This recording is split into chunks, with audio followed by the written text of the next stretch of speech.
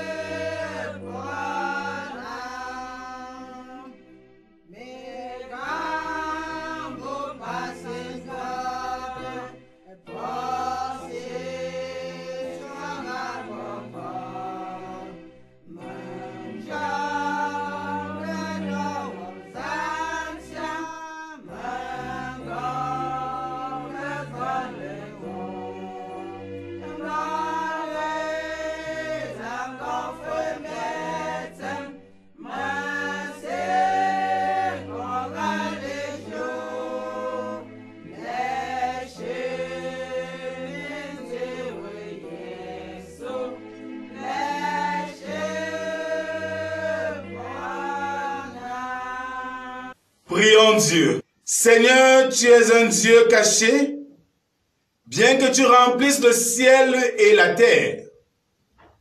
Tu te dérobes à nos regards derrière le voile des choses visibles, et cependant, tu es proche de nous. Père, en ce jour de la célébration de l'entrée de ton Fils dans le séjour de gloire, permets que sa parole nous révèle ta grâce et nous conduise à toi. Sanctifie-nous, Père, et quand viendra l'heure, fais-nous grâce de nous séparer sans crainte d'un monde qui s'écroule et qui meurt. Et introduis-nous dans la joie de notre Seigneur Jésus-Christ. Amen. Seigneur Jésus ne m'abandonnez pas. Seigneur Jésus ne m'abandonnez pas. Seigneur Jésus ne m'abandonnez pas. C'est toi seul qui peux bien me sauver. Tu m'as dit d'aimer mon frère comme moi. J'ai observé tous ces commandements, mais je ne sais si j'aurai la vie éternelle. C'est toi seul qui peux bien me sauver. Oui, Seigneur Jésus. Seigneur Jésus, ne m'abandonnez pas. Seigneur Jésus, ne m'abandonnez pas. Seigneur Jésus, ne m'abandonnez pas. C'est toi seul qui peut bien me sauver. Achepoye somba wole wagalo. Achepoye somba wole wagalo.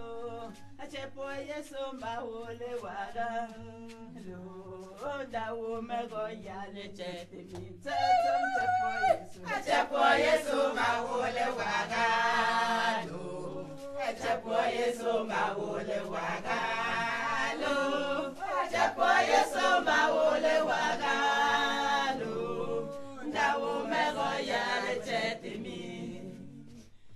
Olelenga mankoma maga paman. Mankenzem bonjo meno mentem tem kimti. Mankapensa kemala wale chete mi.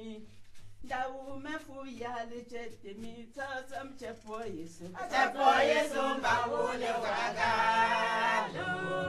Chepoye somba wole wagalo. Chepoye somba wole wagalo. Dawo mefu yale chete mi. Tatam chepoye somba. Chepoye somba wole wagalo. Chepoye somba wole wagalo. Chepoye somba wole wagalo. Dawo mefu yale chete mi. Écoutons quelques paroles de grâce. Que votre cœur ne se trouble point. Croyez en Dieu et croyez en moi. Il y a plusieurs demeures dans la maison de mon Père. Je vais vous préparer une place. Je reviendrai et je vous prendrai avec moi, afin que là où je suis, vous y soyez aussi. Chantons à Dieu notre reconnaissance. Pom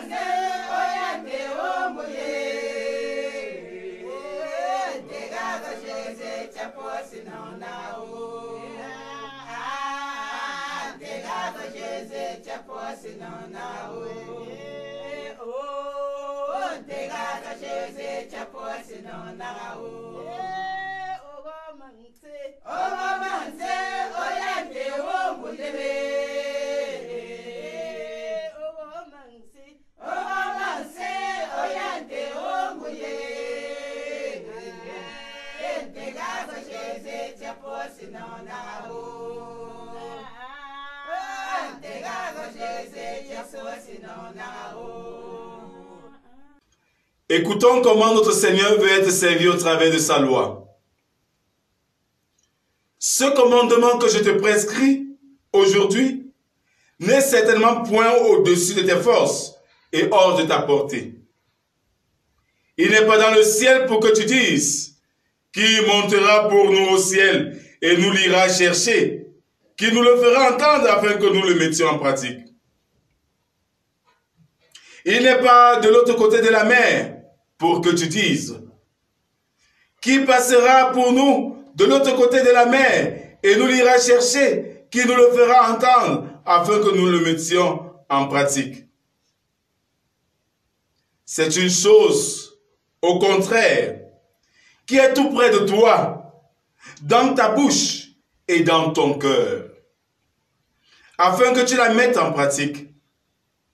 Vois, je mets aujourd'hui devant toi la vie et le bien,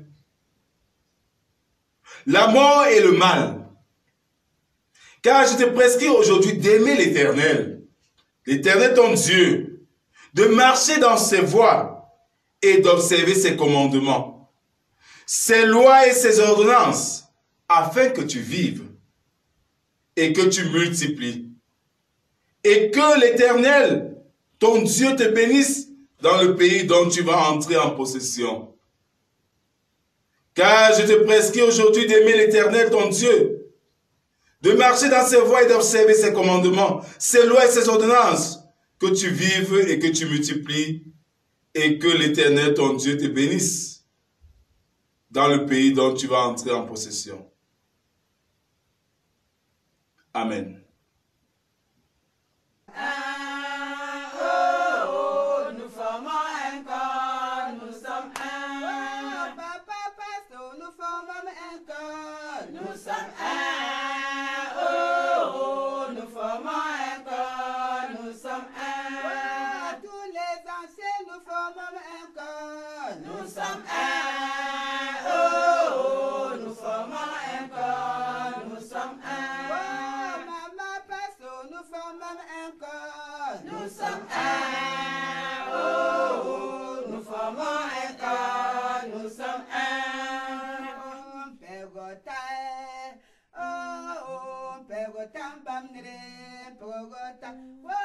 chuti ponji pewota bamnere.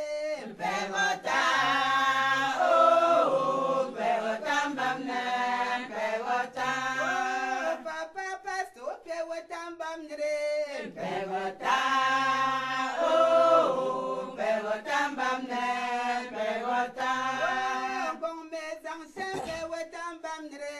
Pewota, pewota bamne, pewota. Ma pasto pewota bamnere. Pewota, pewota bamne, pewota. Pewota, pewota bamnere, pewota. Chuti ponji pewota bamnere. Pewota, pewota bamne, pewota. Voici venu pour nous le moment d'écouter la parole de Dieu. 3 textes nous sont proposés ce jour. Le premier est tiré des Actes des Apôtres, chapitre 1, versets 1 à 11. Le second texte est tiré d'Éphésiens 1, versets 17 à 23. Le troisième texte est celui de l'Évangile selon Matthieu, chapitre 28, versets 16 à 20. Avant les différentes lectures, prions Dieu. Seigneur Jésus, entre l'heure où tu es venu et l'heure où tu reviendras, il nous faut vivre dans l'ignorance du moment fixé. Mais ta parole nous apprend à chiffrer les signes de ta présence.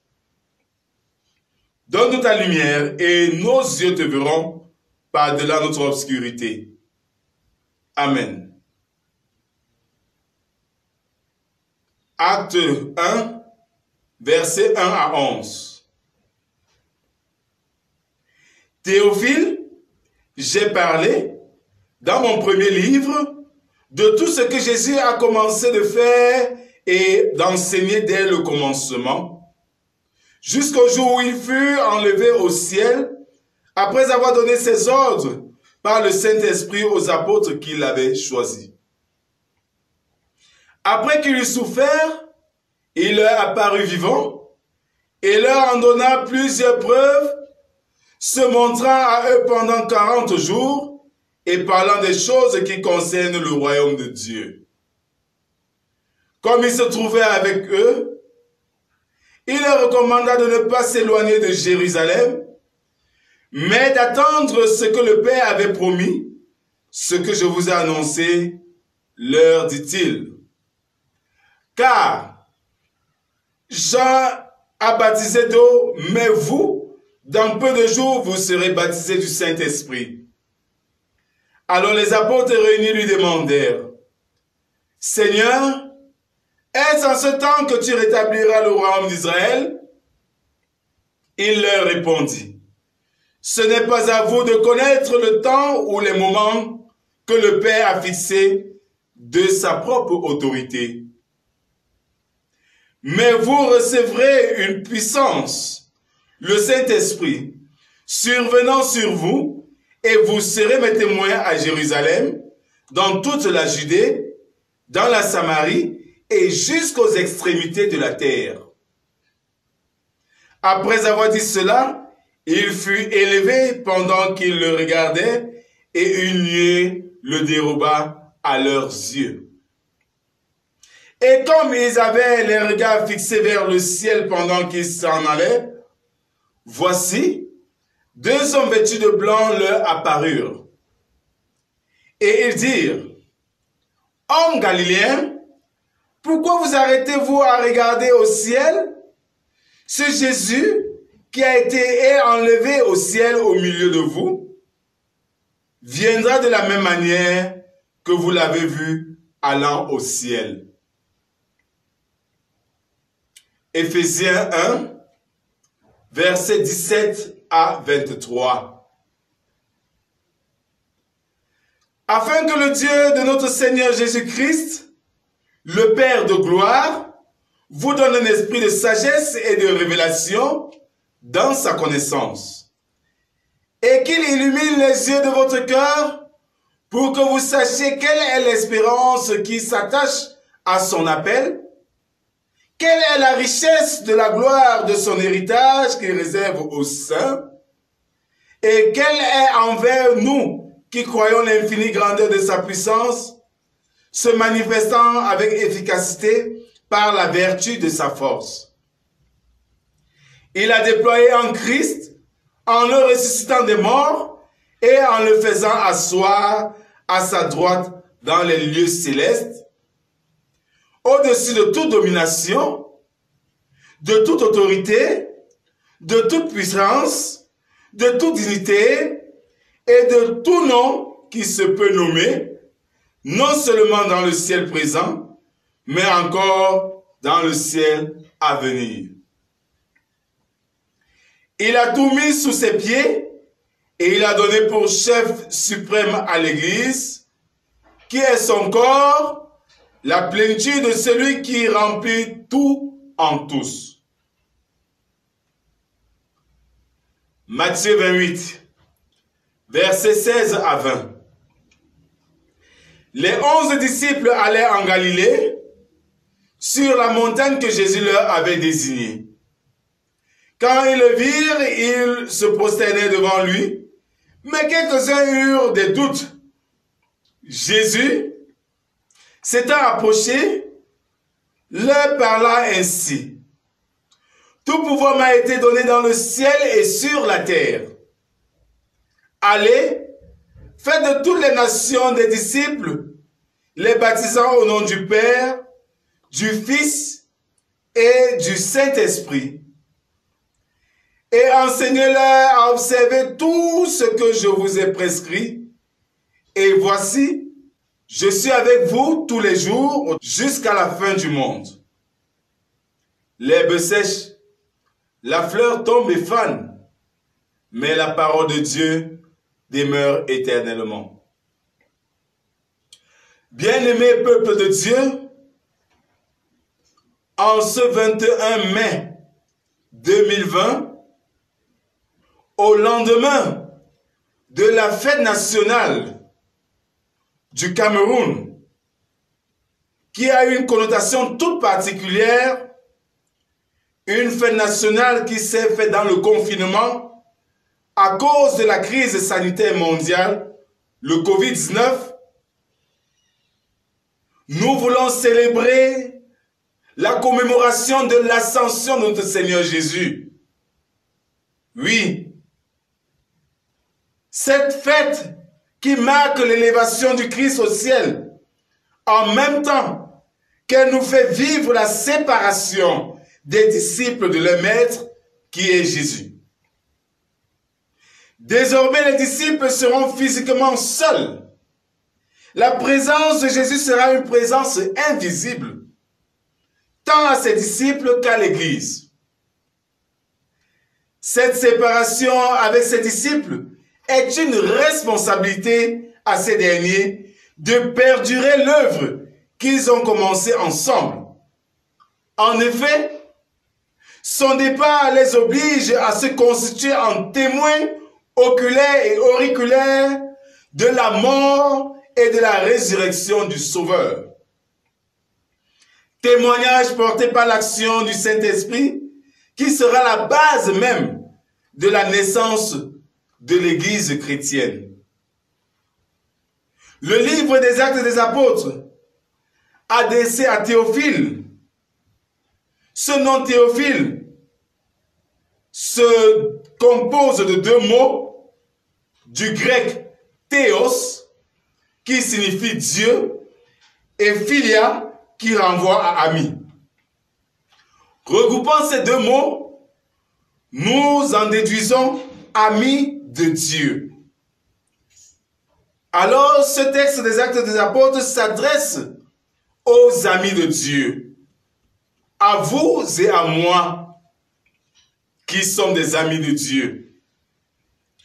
Luc, auteur de ce livre, s'adresse aux amis de Dieu afin qu'ils reçoivent le témoignage de Jésus et les origines de l'Église primitive.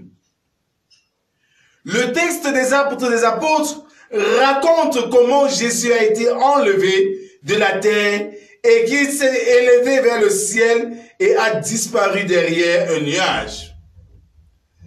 C'est assez difficile d'appréhender cela dans un monde aussi rationnel, palpable et physique. On voit mal un corps s'élever au ciel comme une fusée. Et si nous forçons de l'accepter, c'est qu'elle relève de la pure magie. Or, la signification de cette montée est claire. Quand nous disons le Notre Père, car Dieu est infiniment proche de nous, il est même en nous, dans l'impénétrable même de notre être. La notion de ciel dans la Bible désigne le monde invisible, le monde spirituel, où Dieu évolue par opposition à la terre qui évoque le domaine matériel où existe notre corps. Cherchons donc ce que veut nous dire ce texte de l'Ascension, car il nous parle d'une chose qui nous concerne, le salut que nous apporte Jésus-Christ à nous qui n'avons pas Jésus en chair et en os à nos côtés. Dans ce récit de l'Ascension, nous avons vraiment une bonne nouvelle à recevoir, une espérance, une force pour avancer dans un contexte fragilisé de nos jours avec les guerres multiformes et la grande pandémie mondiale qu'est le Covid-19. Oui, l'ultime chose que les disciples demandent à Jésus est celle de savoir quand est-ce qu'il rétablira le royaume d'Israël. Les disciples attendent ainsi une intervention directe de Dieu pour améliorer le monde, pour guérir ce qui ne va pas. Il y a bien sûr beaucoup de choses qui ne vont pas bien dans ce monde. Et, comme eux, nous nous demandons, quand est-ce que Dieu enlèvera enfin le mal? Qu'il enlèvera la souffrance sur la terre? Quand est-ce qu'il arrangera enfin nos ennuis à nous? Quand est-ce qu'il mettra fin aux violences, au cancer, au tremblement de terre, au coronavirus? Cette préoccupation, mes bien-aimés, est bonne. Il y a tant de mal et de souffrance qui nous indignent que notre prière est souvent la même que celle des disciples. Oui, nous prions presque les mêmes intentions qu'avaient les disciples. Mon Dieu, que ton règne vienne. On peut donc dire que les disciples ont au moins compris ça. Dieu n'est source que de bien dans le monde. Ce n'est pas lui qui crée la pénitence, ni pour nous punir, ni pour nous tester. Après avoir vu vivre Jésus, après l'avoir entendu parler, ils en sont certains. Dieu est la source d'espérance pour le monde et pour nous. Mais si Dieu est une telle source de bonheur et de vie, comment est-ce que le mal subsiste encore dans le monde? Cette question peut faire appel à plusieurs réponses possibles. Jésus répond ici à cette question d'une façon intelligente et nuancée en deux points essentiels. Dans sa première réponse, qui est liée au temps, Jésus fait comprendre que Dieu a besoin du temps pour agir. Il ne peut pas faire pousser du maïs en 0 seconde. Dieu est une prodigieuse source d'évolution. Mais toute évolution prend du temps. Dieu n'est pas indifférent à la souffrance du monde. Il y travaille. Et la Bible nous dit que la création tout entière est encore en évolution. C'est vrai qu'il reste encore du désordre, des choses qui ne sont pas conformes à sa volonté. Et il est bon de prier comme les disciples, dans la confiance que Dieu y travaille au mieux même si nous ne savons rien du temps qu'il faut à Dieu pour faire avancer le bien dans le monde. La seconde réponse que Jésus apporte ici est liée à l'existence du mal en ce monde. Le mal existe malheureusement à cause de nous. Oui, les disciples semblent n'avoir rien compris de la mission à eux confiée par le Christ. Ils sont restés à scruter le ciel, d'où la question des anges. Hommes de Galilée, pourquoi restez-vous là à fixer le ciel? Fixer le ciel, c'est fuir sa responsabilité. C'est croiser les bras en la posture stérile, comme si la vie était un spectacle. C'est refuser de faire ce qui est en notre pouvoir pour reculer le mal et anéantir la nuisance exterminatrice de ce mal. Avec l'ascension de Jésus, l'heure n'est plus à l'immobilisme, l'heure n'est plus à la contemplation. Le christianisme évasif est révolu. L'heure est donc à l'action. Or, que constatons-nous aujourd'hui? Comme les disciples, il nous arrive d'attendre avec impatience que Dieu fasse triompher le bien dans le monde. Nous attendons au point de questionner souvent que fait le gouvernement? Que fait-elle responsable pour que la situation change? Nous le faisons tout en restant tranquilles, les bras croisés, sans oser lever le petit doigt pour faire avancer les choses.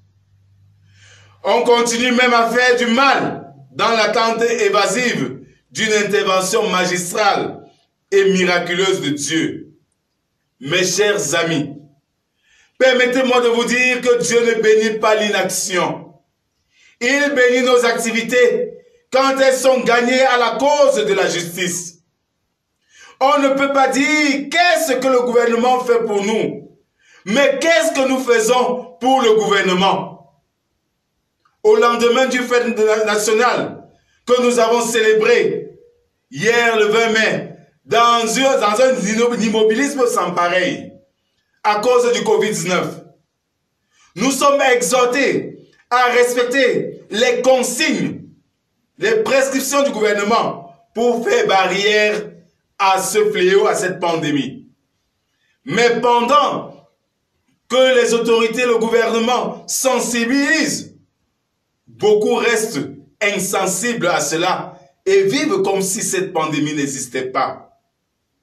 Mais bien aimés, l'action du gouvernement, l'action de Dieu ne sera pas d'une baguette magique, mais c'est par toi qu'elle passera. Une maxime contemporaine dit, pour qu'un village soit propre, il faudrait déjà que chacun commence à balayer sa devanture.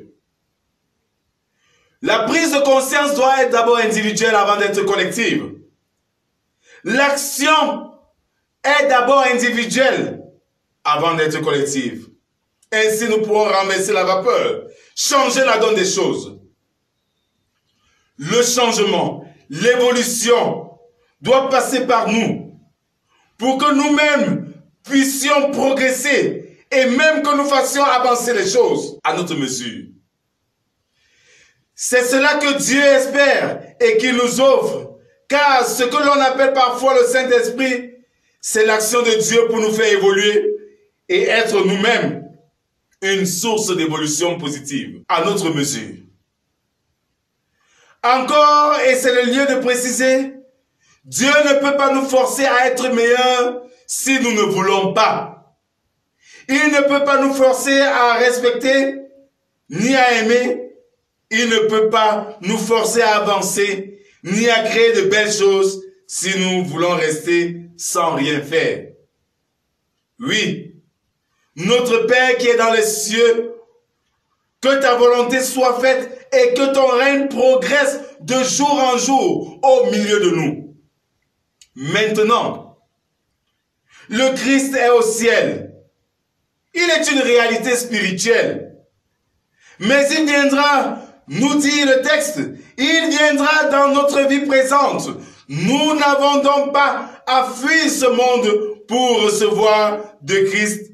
Et le texte précise, il viendra comme ils l'ont vu aller au ciel.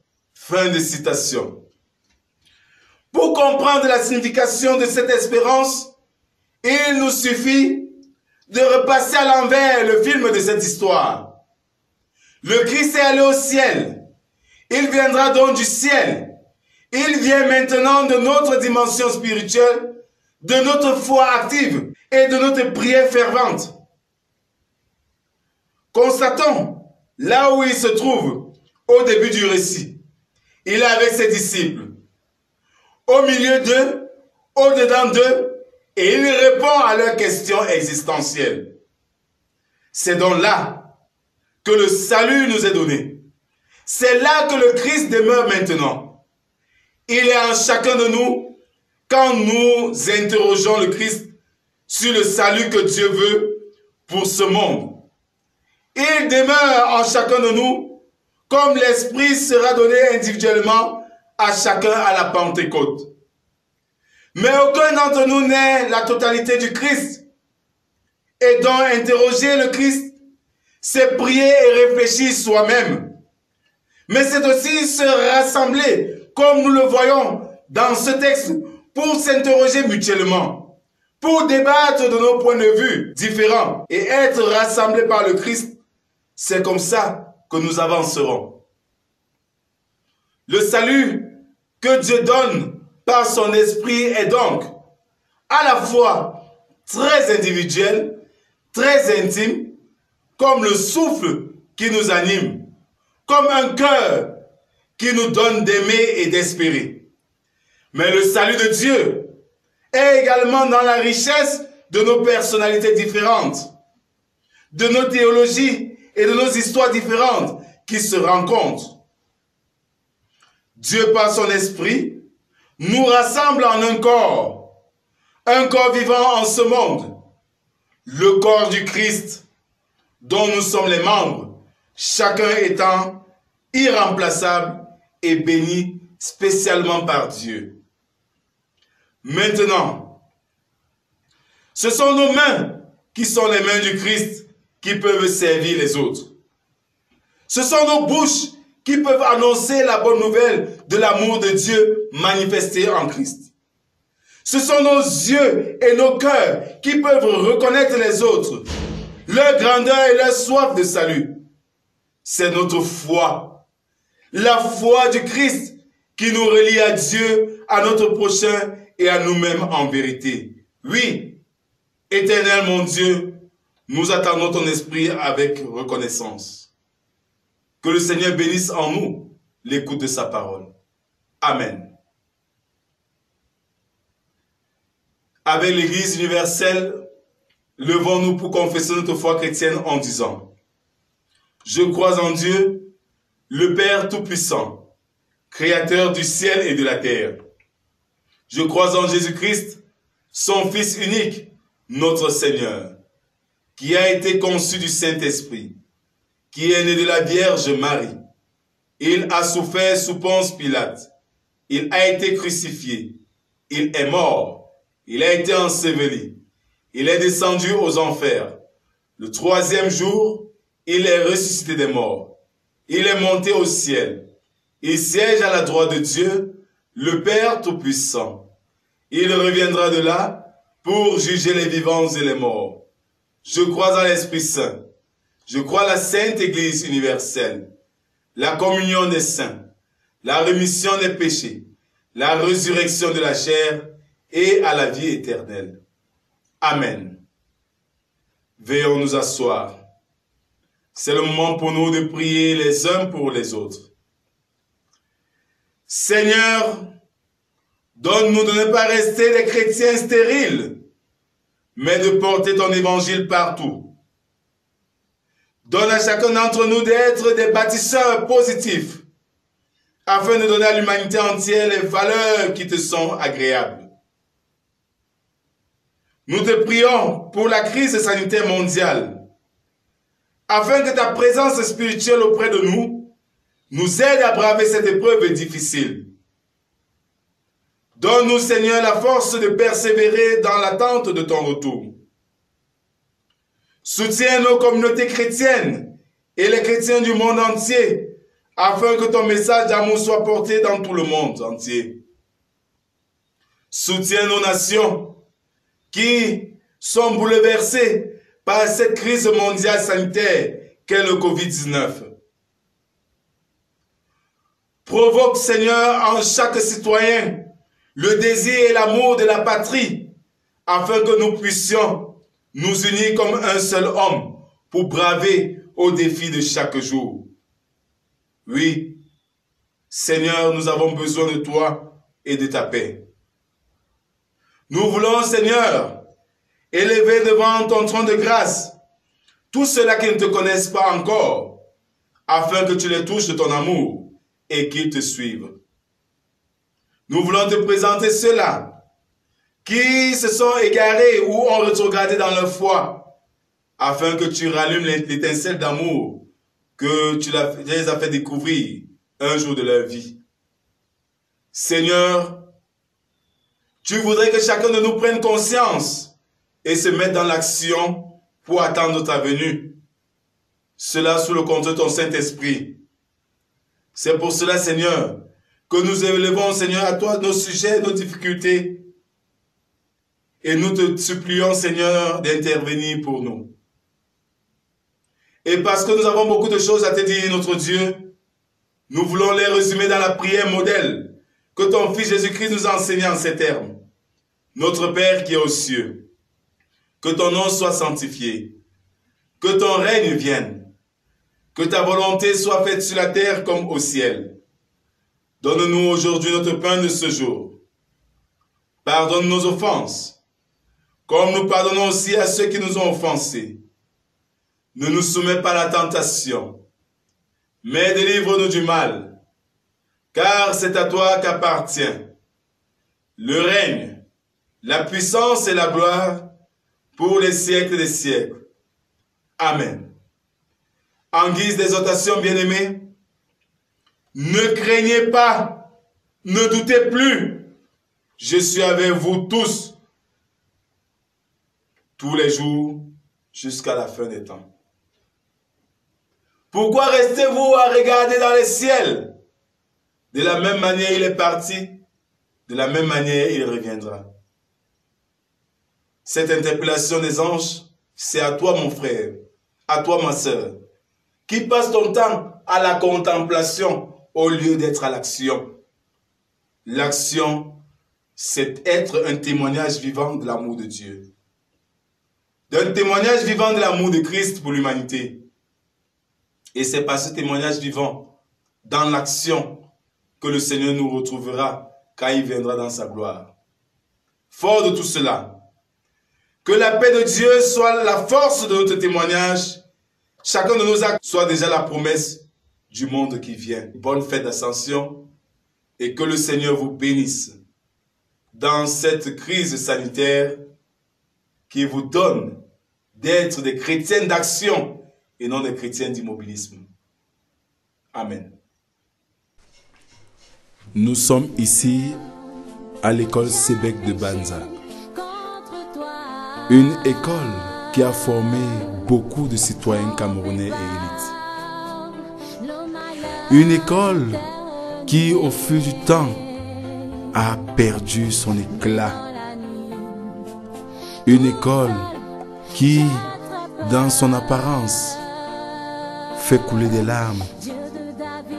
Parce que les bancs, il n'y en a plus.